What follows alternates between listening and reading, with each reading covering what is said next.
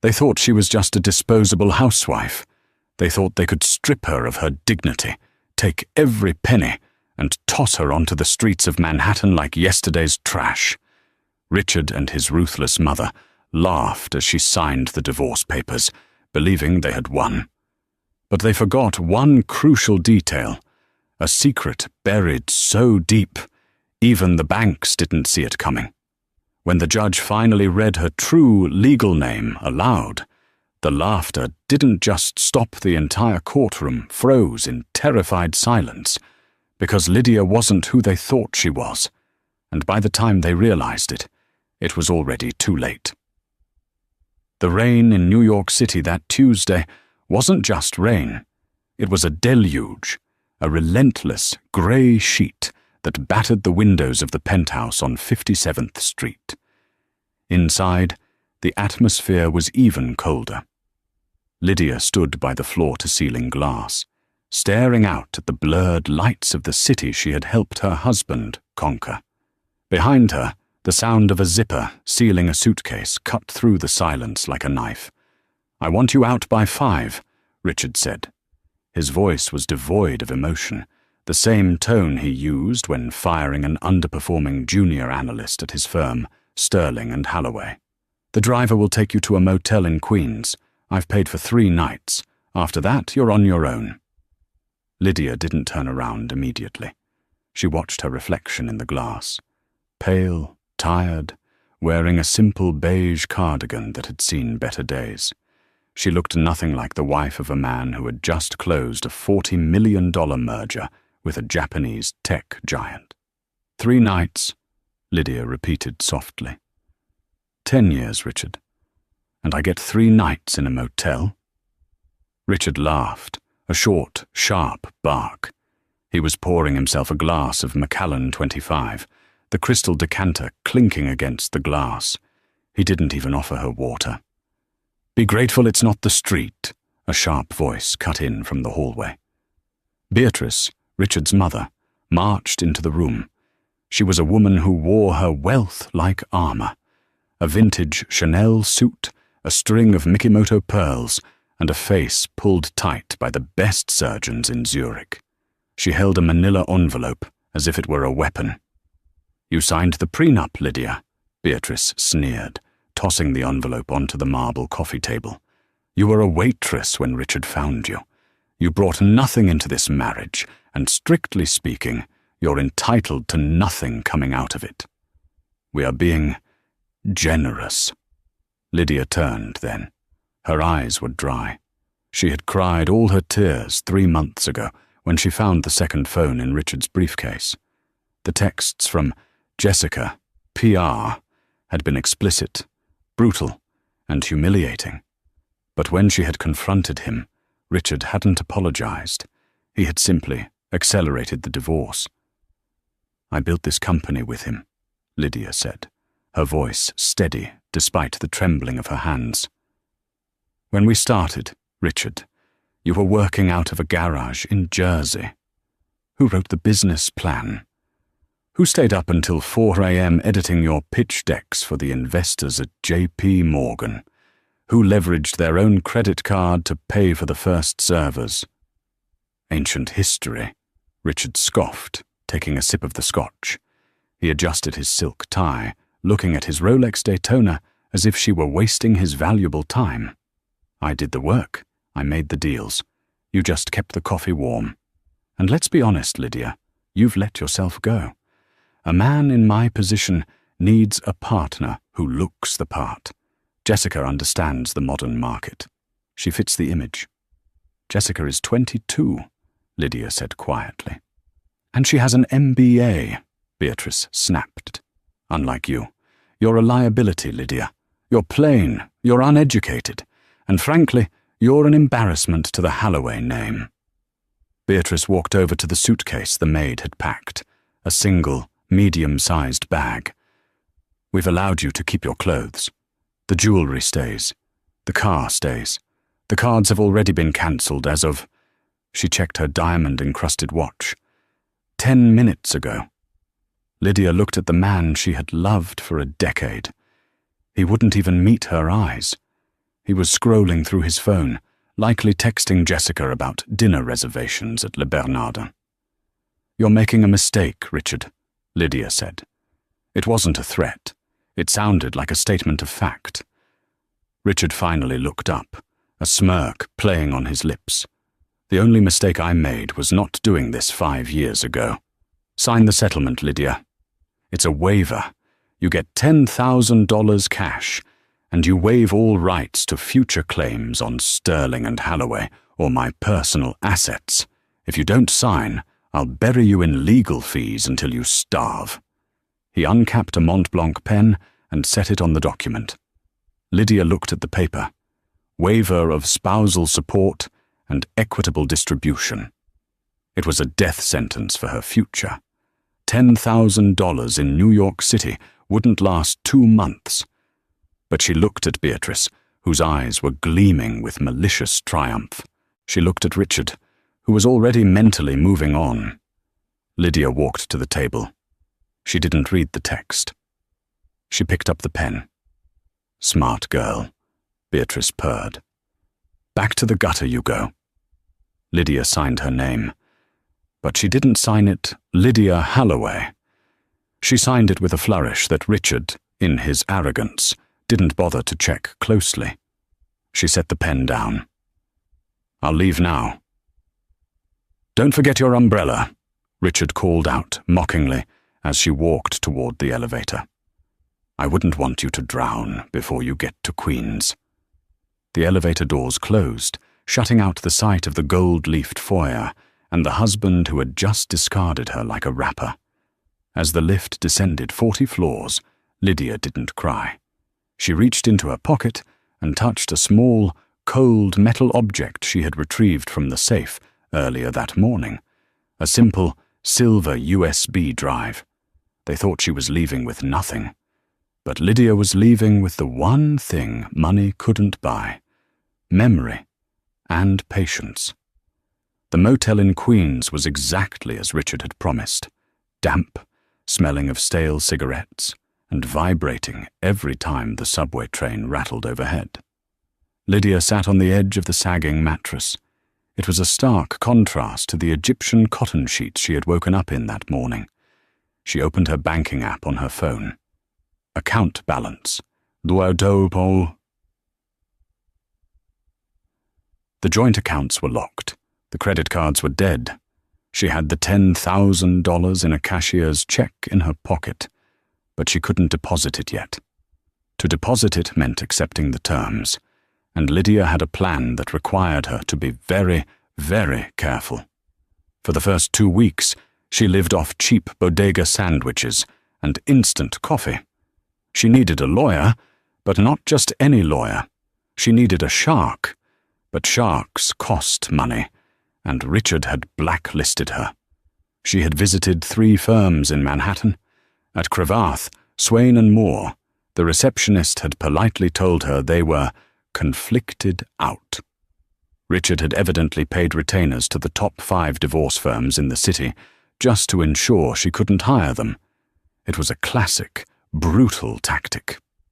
Defeated, Lydia sat on a park bench in Bryant Park, watching the bustle of the city. She felt invisible. A woman in a worn coat, overlooked by the titans of industry marching past in their tailored suits. "Is this seat taken?" Lydia looked up. An elderly man with a cane and a slightly fraying tweed jacket stood there.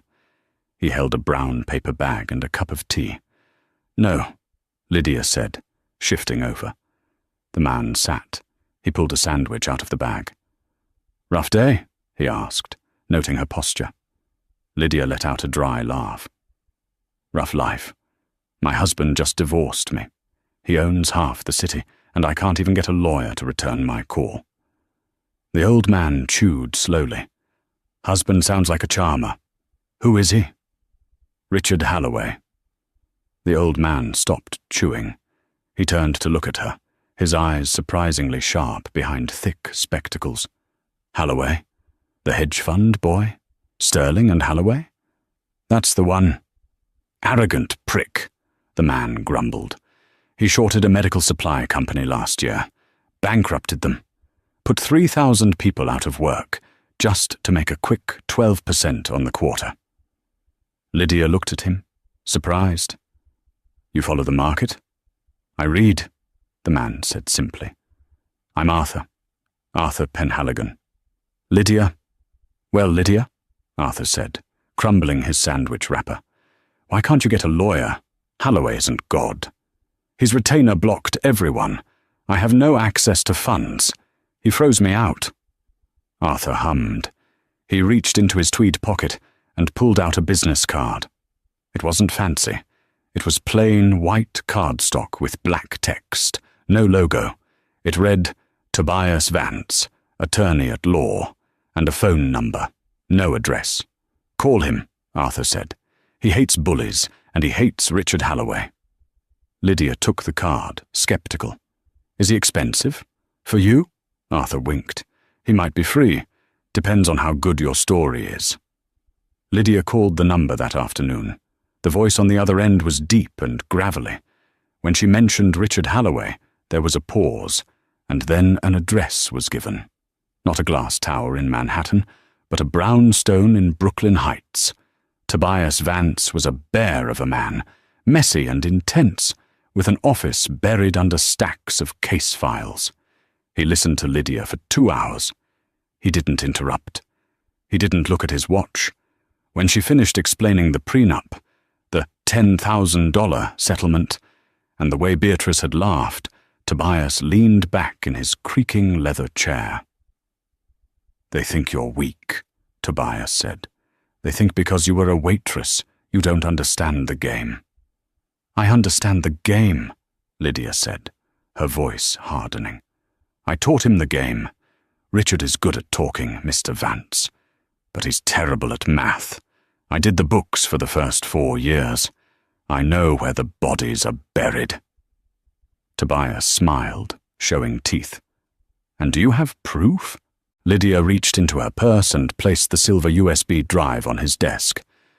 This contains the unredacted ledgers from 2018 to 2024, she said, including the offshore accounts in the Cayman Islands that he forgot to declare to the IRS, and the shell company, Blue Heron Holdings, that he uses to funnel money to his mother. Tobias picked up the drive as if it were a diamond. Lydia, this isn't just a divorce case. This is a nuclear bomb. I don't want to destroy him, Lydia said, though her eyes suggested otherwise. I just want what is fair. But he made it clear. He wants war.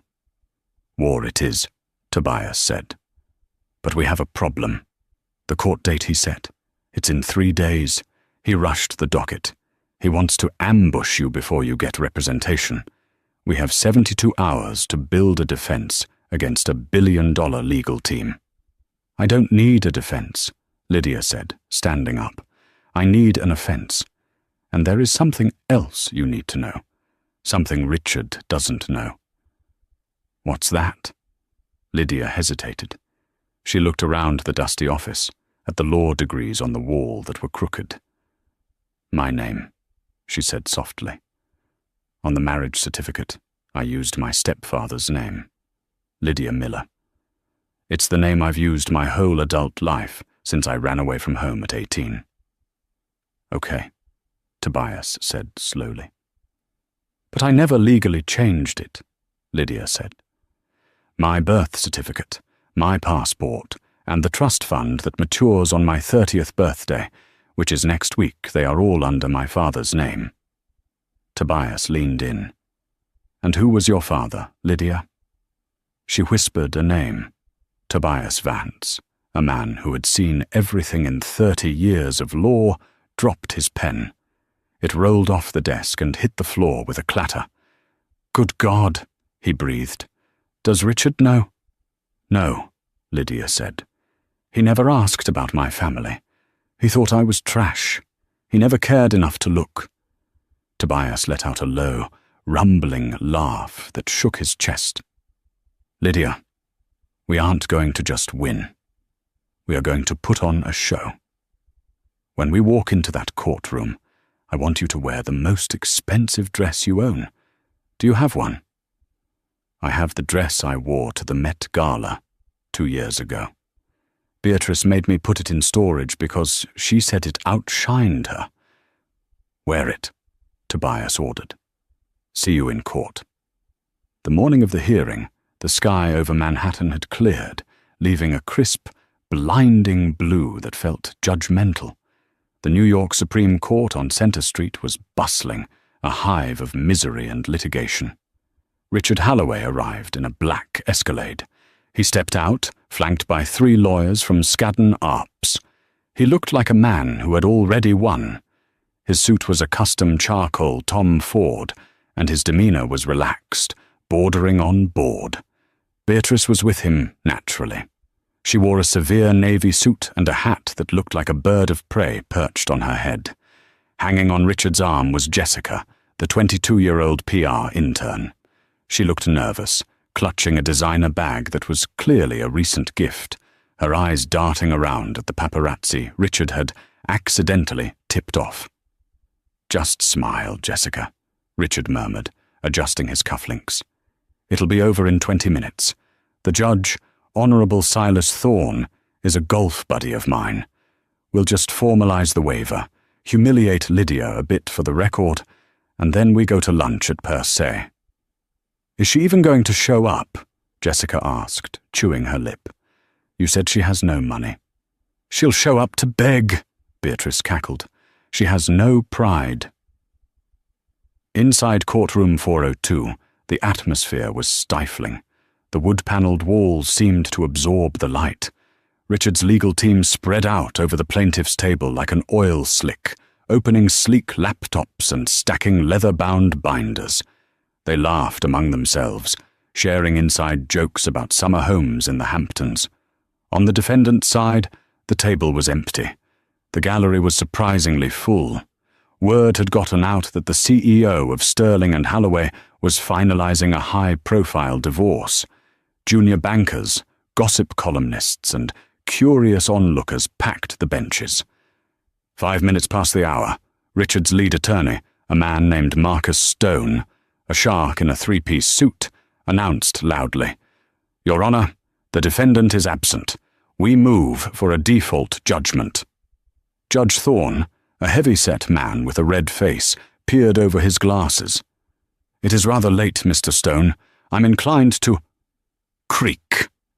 The heavy double doors at the back of the courtroom swung open. The sound was loud enough to cut through the murmur of the crowd. Heads turned. Richard didn't bother looking back. He just rolled his eyes. Finally, the stray cat returns. But the silence that swept through the room made him pause. It wasn't the silence of pity. It was the silence of awe. Lydia walked in. She was not wearing the beige cardigan or the worn jeans she had left the penthouse in. She was wearing the dress. It was a structured architectural piece of midnight blue silk that fit her like a second skin, high-necked but backless, radiating a kind of regal power that sucked the air out of the room. She wore no jewelry except for a pair of vintage sapphire earrings that caught the courtroom lights. Her hair, usually tied back in a messy bun, was loose, cascading in polished waves. But it wasn't just the dress. It was the way she walked. She didn't scurry. She glided. Her chin was up, her eyes cool and detached. Behind her walked Tobias Vance. The rumpled lawyer had cleaned up, slightly. He wore a suit that was 20 years out of style, but pressed, and he carried a battered briefcase that looked like it had survived a war. Richard stared. For a second, he forgot Jessica existed. He had never seen Lydia look like this. She looked expensive. "Sorry we're late, Your Honor," Tobias rumbled, his voice echoing off the walls. "Traffic on the Brooklyn Bridge is a nightmare." Lydia took her seat at the defense table. She didn't look at Richard. She didn't look at Beatrice. She opened a bottle of water, poured a glass, and took a sip. "You look ridiculous," Beatrice hissed across the aisle, though her voice lacked its usual bite. She seemed unsettled. "Spending your last dime on a dress won't save you." Lydia turned her head slowly. She offered Beatrice a small, pitying smile. "Hello, Beatrice. I see you're still wearing that brooch I told you was a fake." Beatrice gasped, clutching the pearl cluster on her lapel. "How dare you!" "Order!" Judge Thorne banged his gavel. "Mr. Stone, proceed." Marcus Stone stood up, buttoning his jacket. He launched into his opening statement, a rehearsed speech about Richard's brilliance and Lydia's irrelevance. "Your Honor," Stone droned, pacing the floor. "This case is simple. We have a prenuptial agreement signed 10 years ago. We have a waiver of assets signed 2 weeks ago. The plaintiff, Mr. Halloway, is the sole generator of wealth in this union. The defendant, Mrs. Halloway, was a waitress with no assets, no education, and no contribution to the firm Sterling and Halloway. We ask that the court enforce the signed waiver, grant the divorce, and remove the defendant from the premises immediately." Richard leaned back, crossing his legs. He smirked at Lydia. "Checkmate." "Mr. Vance?" the judge asked, looking bored. "Do you have anything to say before I rule?" Tobias Vance stood up slowly. He didn't have notes. He didn't have a laptop. He just leaned his knuckles on the table. "Your Honor," Tobias said, "my colleague, Mr. Stone, tells a compelling story. A story of a self-made man and a gold-digging nobody. It's a classic American tale." He paused, looking directly at Richard. "But there is a flaw in the paperwork. A technicality, if you will." "We checked the paperwork 3 times, Stone snapped. "The signatures are valid." "The signatures are physically on the paper, yes," Tobias agreed. "But the identity of the signer is legally ambiguous." "Ambiguous?" Judge Thorne frowned. "Is she Lydia Halloway or not?" "She is," Tobias said. "But she is also someone else. And that someone else has rights that supersede Mr. Halloway's claim to the company." Richard laughed out loud. "Rights? She doesn't even own a car." Tobias ignored him. He picked up a single piece of paper from his battered briefcase. "Mr. Halloway," Tobias said, turning to Richard, "you are the CEO of Sterling and Halloway, correct?" "I am." "And the Halloway is you." "Obviously." "And the Sterling?" Tobias asked. "Who is the Sterling?" Richard scoffed. "Arthur Sterling. He was a silent investor who put up the capital 20 years ago. He died in 2015. I bought out his estate. I owned the whole thing." "Did you?" Tobias asked softly. "Did you buy out his estate?" "Yes. I paid his executors $5 million for his shares." "You paid a shell company," Tobias corrected. "You paid Blue Heron Holdings, which you actually own, to make it look like you bought the shares. But the real Sterling shares, the controlling 51% interest in the firm, those were never sold. They were held in a trust." The room went quiet. Richard's smile faltered. "That's a lie. Sterling had no family, no heirs." "Arthur Sterling had one daughter," Tobias said. "She ran away from home at 18 because she wanted to make it on her own, without Daddy's money. She changed her name. She waited tables. She fell in love with a young, ambitious man and helped him build a company, thinking they were partners." Tobias turned to Lydia.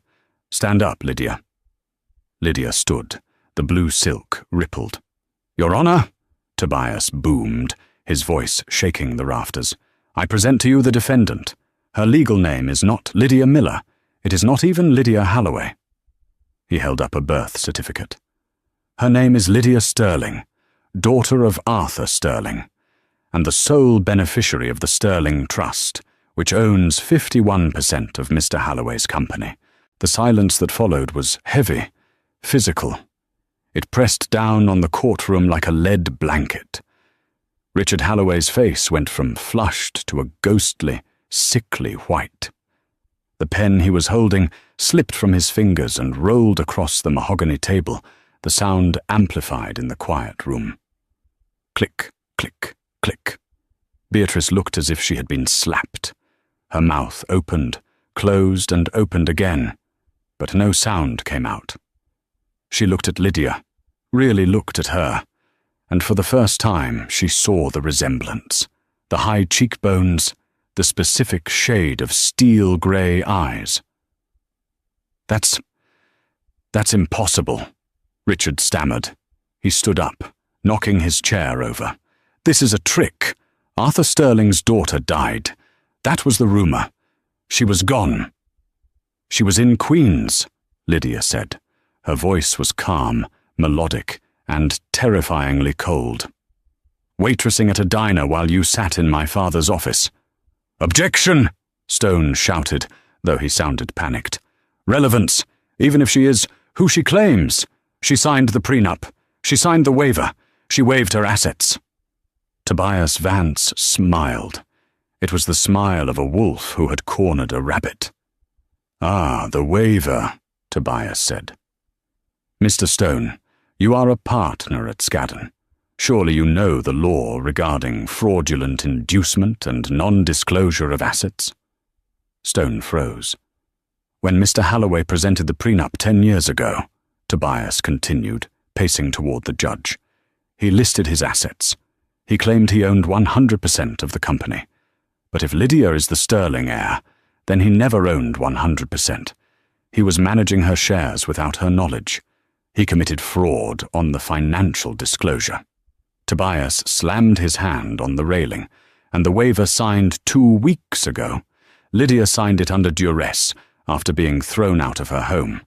But more importantly, she signed it as Lydia Halloway. But the assets in question, the Sterling shares, belong to Lydia Sterling. A waiver signed by a persona cannot surrender the rights of the trust. Judge Thorne was flipping through the documents Tobias had handed up. His face was pale. He looked at Richard. Mr. Halloway, the judge said, his voice low.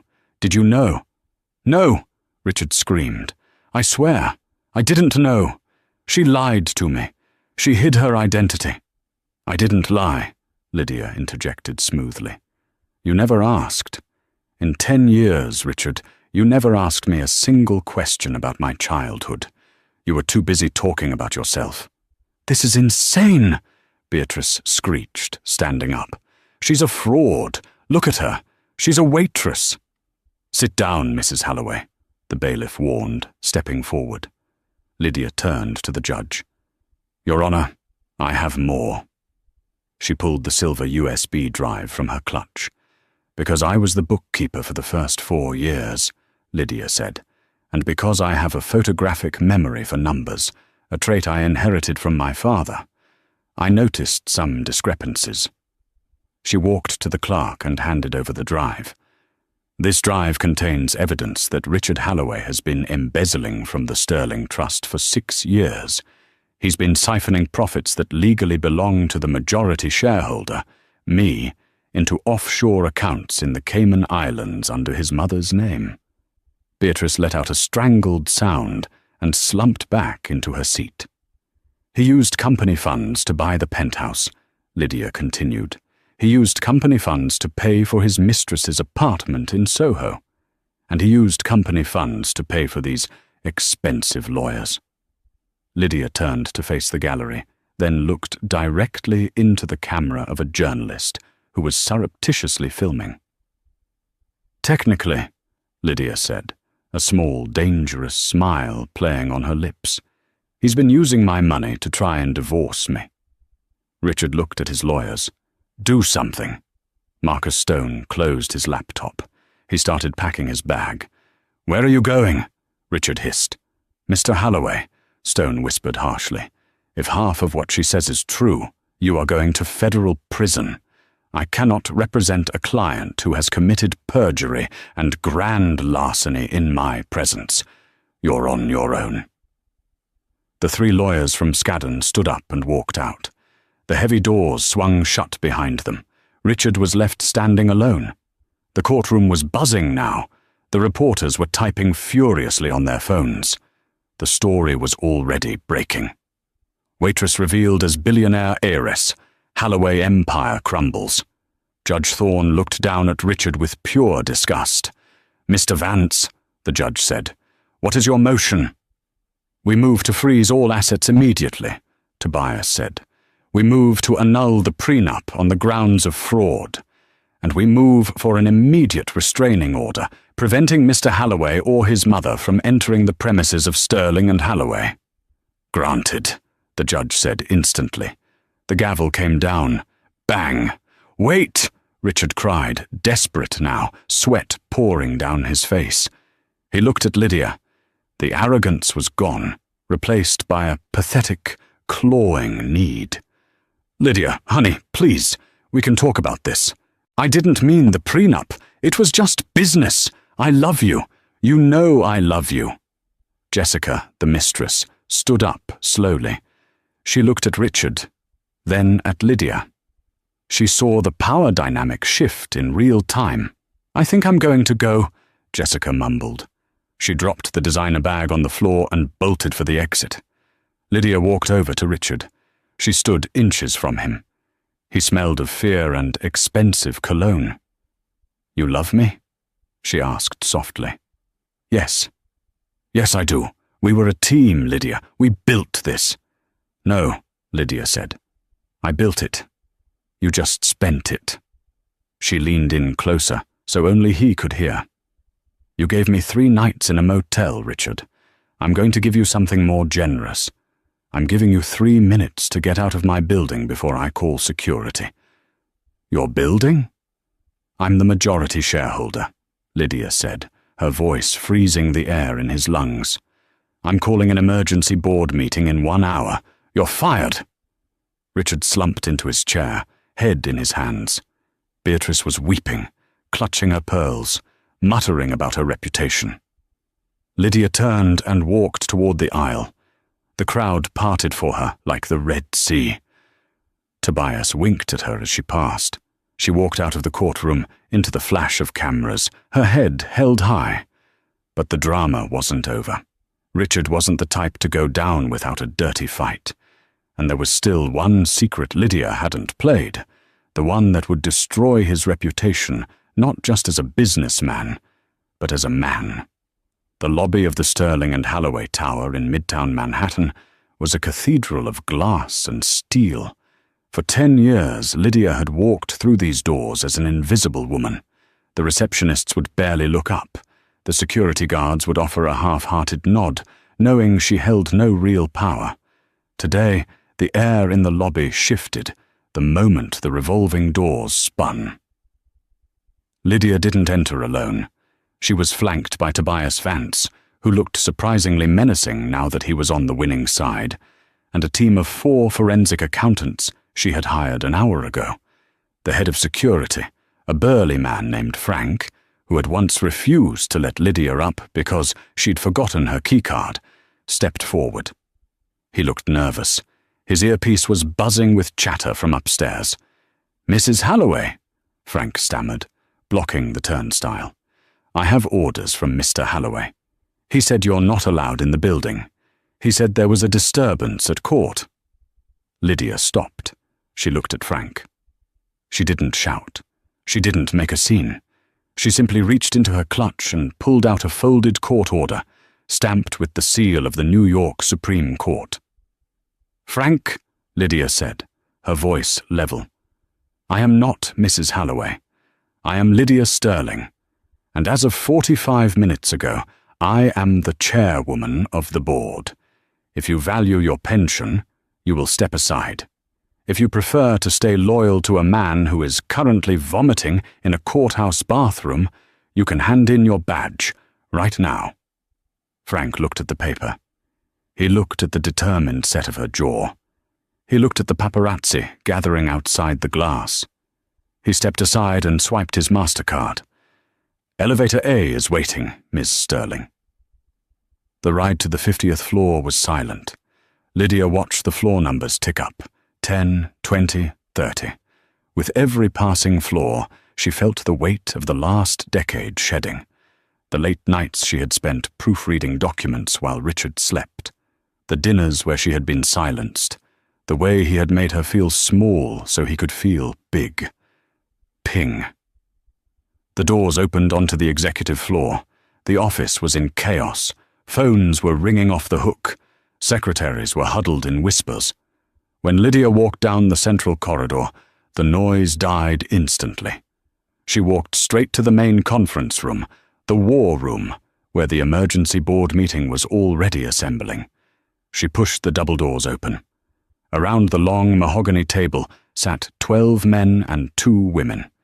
These were the investors, the silent partners, the people who had enabled Richard's arrogance because he made them money. They looked up, startled. Richard's chair at the head of the table was empty. "Gentlemen, ladies," Lydia said, tossing her clutch onto the table. "Please remain seated." "Lydia?"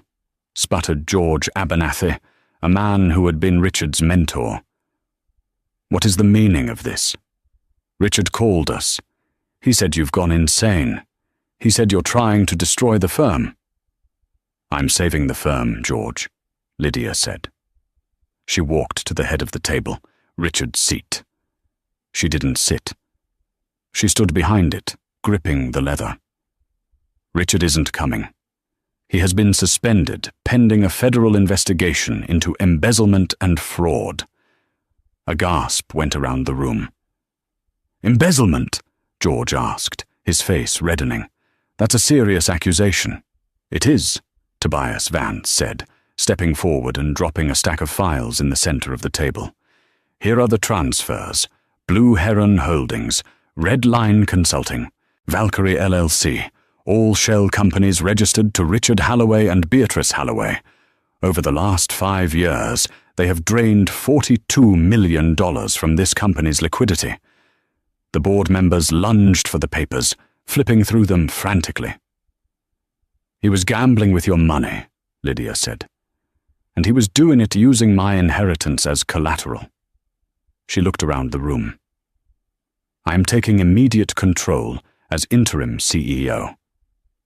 My first act is to freeze all discretionary spending. My second act is to initiate a full external audit. And my third act..." She pressed the intercom button on the table phone. "Security?" "Yes, Mr. Sterling?"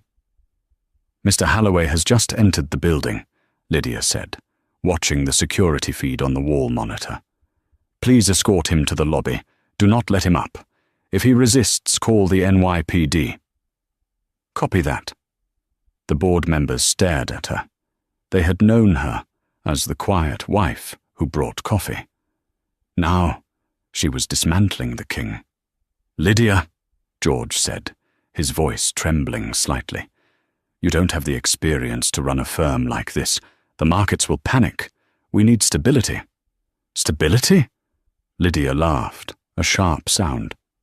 "You think Richard was stable?" "Richard was a child playing with fire.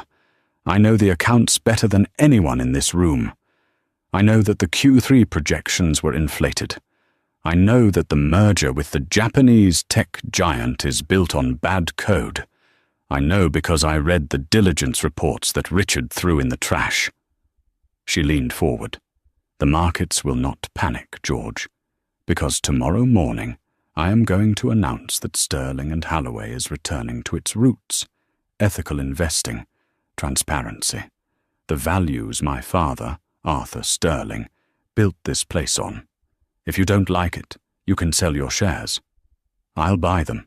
Silence. Complete, respectful silence. Then, slowly, George Abernathy nodded. "Motion to appoint Lydia Sterling as interim CEO." "Seconded," said a woman at the end of the table. "Passed," George said. Lydia sat down in the leather chair. It was comfortable. It felt like it finally fit. But the victory wasn't clean yet. The door to the conference room banged open. It wasn't Richard. It was Jessica, the mistress. She looked disheveled. Her mascara was running. She wasn't carrying the designer bag anymore. "Lydia!" she cried, breathless. Lydia, please, you have to help me. Tobias stepped in front of Lydia. Miss, you need to leave. No, Jessica sobbed. Richard, he just called me. He's crazy. He cancelled the cards he gave me. He said I'm the reason he lost focus. He's threatening to release private photos of me if I don't give him back the jewelry. Lydia looked at the young woman. She saw herself 10 years ago, naive, manipulated, believing that a powerful man was the answer to her problems. He's a narcissist, Jessica, Lydia said calmly. When they lose control, they attack the easiest target. That's you. I know, Jessica wept. I'm sorry. I didn't know he was stealing. I wanted to be someone. Lydia stood up and walked over to the girl who had helped destroy her marriage. She should have felt hate. Instead, she felt a profound, icy indifference. You wanted his life, Jessica, Lydia said. Now you have the reality of it. Richard destroys everything he touches. Lydia pulled a card from her pocket. Not a credit card, but a business card for a women's shelter and legal aid clinic. Go here, ask for Sarah. Tell her I sent you. She'll help you get a restraining order against Richard. But never come back to this building. If I see you here again, I will have you arrested for trespassing. Jessica took the card, her hands shaking. Thank you, she whispered. Thank you. She ran out. Lydia turned back to the window. Down on the street, she could see a tiny figure being wrestled into a police car. It was Richard. He had tried to fight security. Meeting adjourned, Lydia said. 3 months later. The penthouse on 57th Street was quiet. Lydia had remodeled. The cold marble and black leather that Richard loved were gone, replaced by warm woods, soft textiles, and art that actually meant something. But peace was a fragile thing. Richard was out on bail. His lawyers had managed to delay the trial, claiming mental distress. He was living with his mother, Beatrice, in a small apartment in New Jersey, having been evicted from every property in the city. Lydia knew it wasn't over. Men like Richard didn't just fade away. They festered. She was working late in her home office when her phone buzzed. It was an unknown number. Hello? You think you've won? A voice hissed. It was raspy, slurred. Richard. Lydia didn't flinch. She hit the record button on her screen. Richard, you're violating your bail conditions by calling me. Screw the bail, he screamed. You stole my life, Lydia. You stole my company. I took back what was mine, she corrected. What do you want? I want a deal, Richard said, his voice dropping to a sinister whisper. I have something, Lydia. You think you're so clean. You think Arthur Sterling was a saint? Lydia gripped the phone. What are you talking about? Your father. Richard laughed darkly. I went through the old archives, the physical ones in the basement. I found a ledger from 1998, the Sterling Protocol. You know what that is? Lydia felt a chill. She didn't know. He didn't just invest, Lydia. He laundered. For the cartels. For the mob. That's how he built the seed capital. If I release these documents, the SEC seizes everything. The company goes bankrupt. You go to prison as the beneficiary of dirty money. You lose everything. You're lying, Lydia said, though her heart hammered. Meet me, Richard said. The old warehouse in the meat-packing district, the one the company still owns. Tonight? Midnight. Bring $2 million in crypto, or I leak it to the New York Times tomorrow morning. The line went dead. Lydia sat in the silence. It was a classic Richard move. Desperation. Blackmail. She called Tobias. Don't go, Tobias said immediately. It's a trap. He's wearing a wire or he's going to hurt you. Let the police handle it. If the documents are real, Lydia said, and the police see them, the company collapses. Thousands of employees lose their jobs. My father's legacy is destroyed. Lydia, Arthur was a tough businessman, but laundering, I don't buy it. I have to know, Lydia said. I have to see the papers. Then I'm coming with you. No, he'll spook. I'll go. But I'm not going unarmed. Lydia opened the safe in her desk. She didn't take a gun. She took a small, high-tech tracking device and slipped it into the lining of her coat. She then initiated a transfer of funds to a dummy account that looked real, but could be reversed in seconds. At midnight, the meatpacking district was desolate. Cobblestones glistened under the street lamps. The warehouse loomed, a relic of old New York. Lydia pushed the rusty side door open. The interior was cavernous, smelling of oil and dust. "Richard?" "Over here." He was standing under a single hanging bulb. He looked terrible. Unshaven, wearing a stained suit, his eyes wild. He held a thick folder in one hand and a lighter in the other. "You came," he sneered. "Smart girl. Where's the money?" "Show me the proof," Lydia said, stopping 10 feet away.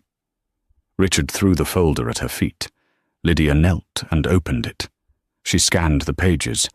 They were old spreadsheets, handwriting that looked like her father's, entries labeled Sinaloa and Cali. Her stomach dropped. It looked real. "He was a crook, Lydia," Richard spat. "Just like me. We're all crooks. Now transfer the money." Lydia looked closer at the documents. She squinted. The paper was yellowed, yes, but the font on the typed headers, it was Calibri. Lydia stood up slowly. A strange calm washed over her. "Calibri," she said. "What?" Richard blinked. "This font," Lydia said, holding up the page. "It's Calibri. Microsoft released this font in 2007. My father died in 2015, but these ledgers are dated 1998. In 1998, everyone used Times New Roman or Arial." Richard froze. The lighter shook in his hand. "You forged these," Lydia said, her voice filled with contempt. "You didn't even do a good job. You probably printed these on Beatrice's inkjet printer this afternoon and dipped them in tea to make them look old. That's why they smell like Earl Grey." "Shut up!" Richard screamed. He lunged at her. But Lydia didn't move, because from the shadows of the warehouse, 3 figures stepped out. "Police! Drop it!" Flashlights blinded Richard. He stumbled back, shielding his eyes. "You called them?" Richard gasped, looking at Lydia with betrayal. "I didn't," Lydia said calmly. "I called the FBI, because blackmailing a federal witness across state lines, that's a whole new charge, Richard." Agents swarmed him. He was tackled to the concrete, screaming obscenities. Lydia watched as they cuffed him. As they dragged him past her, he looked up, tears streaming down his face.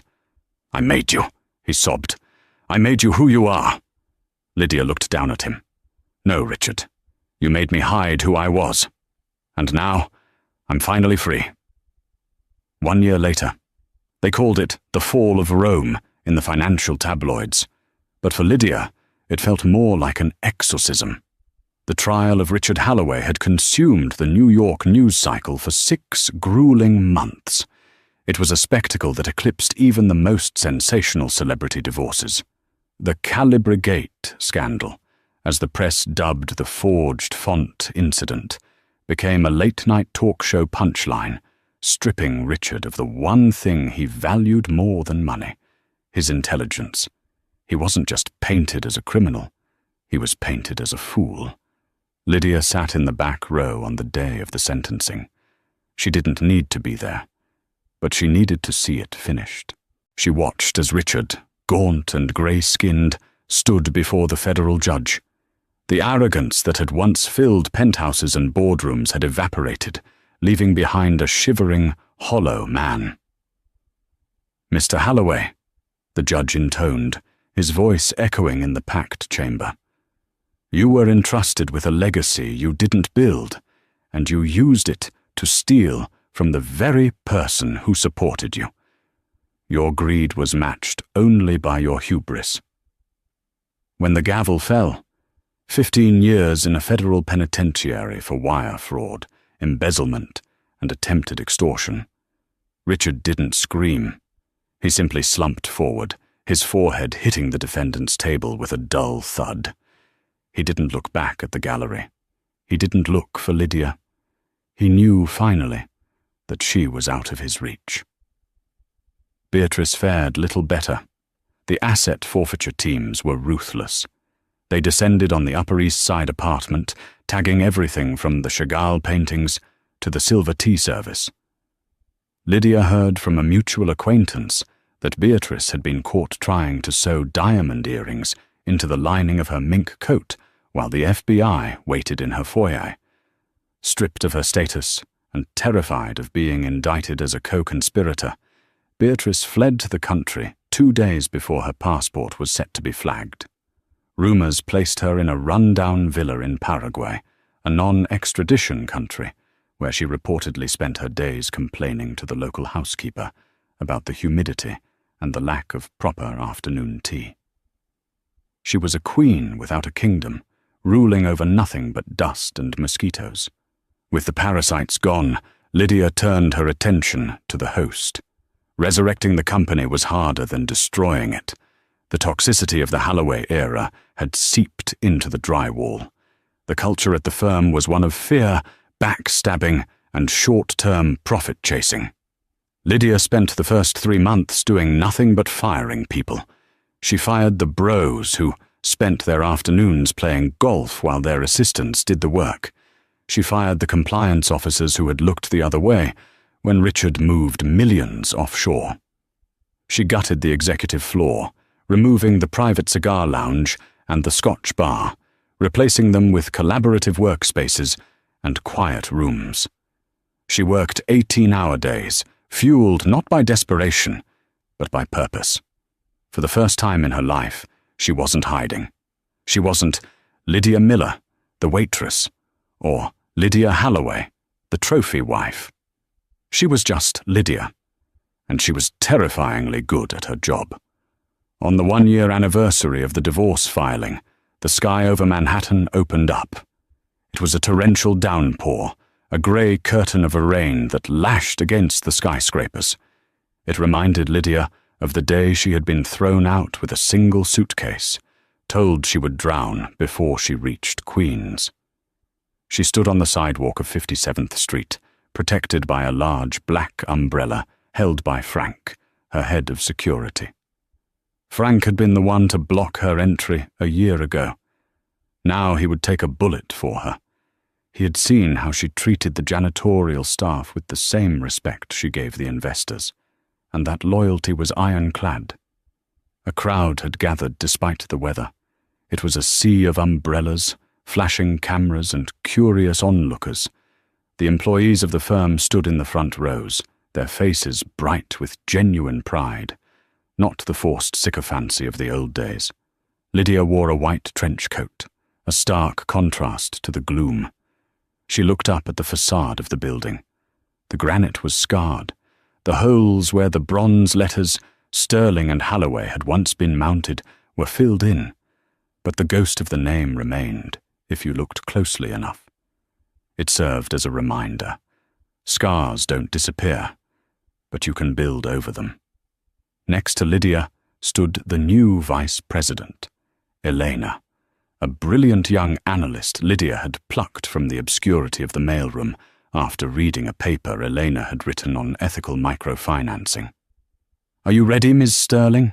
Elena asked, shouting over the sound of the rain and the traffic. "I've been ready for 10 years, Lydia replied. She stepped up to the podium. The microphone screeched briefly before settling. "Thank you all for coming," Lydia said. Her voice was strong, amplified across the block. "A year ago, I stood on this sidewalk with nothing but the clothes on my back. I was told I had no value. I was told I didn't belong in this world." She paused, looking directly into the lens of a news camera. "But value isn't determined by your title, or your husband, or your bank account. Value is what you build when everything else is stripped away. This building used to be a monument to ego. From today on, it is a monument to integrity. We are wiping the slate clean." Lydia turned to the massive silk sheet covering the entrance signage. She took the large ceremonial scissors in her hands. The cold metal felt grounding. 3, 2, 1. Snip.